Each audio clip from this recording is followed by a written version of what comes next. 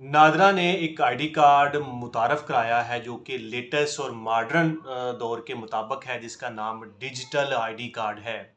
अब आपको ID card हमेशा पास रखने की या उसके गुम होने की परेशानी या फ़िक्र ख़त्म हो चुकी है।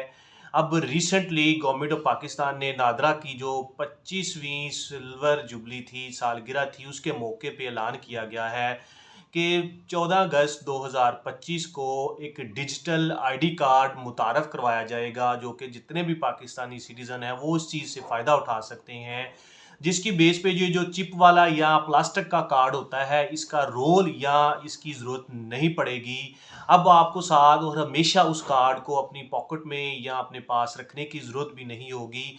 सिंपल पाक आईडी ऐप के ऊपर आपको जाना पड़ेगा, जैसे कि स्क्रीन पे भी शो हो रहा है। इस पे अपना डाटा फ़ीड करेंगे, जो आपका आईडी कार्ड होगा, जो डिजिटल होगा, जो कि जैसा कि कोई डाटा ऑनलाइन शो हो रहा होता है, उस तरह का होगा। आप इसको ऑनलाइन वेरिफ़िकेशन के लिए, बैंकिंग के लिए, ई-कॉमर्स के लिए या बाकी बहुत ज़्यादा पर्पसेस के लिए इसको यूज़ कर सकते हैं।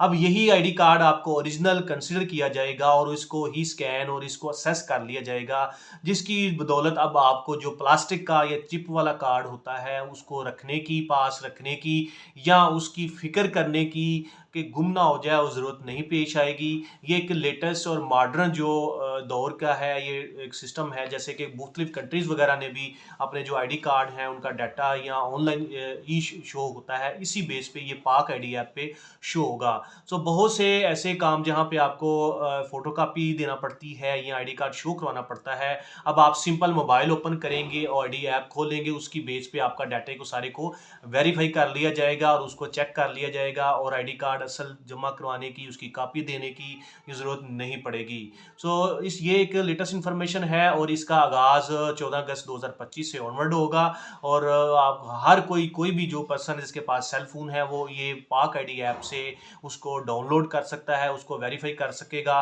और उसको इस ऐप के अंदर ही रख सकता है और ज़रूरत पेश आने की सूरत में उसको यूज़ भी कर सकता है।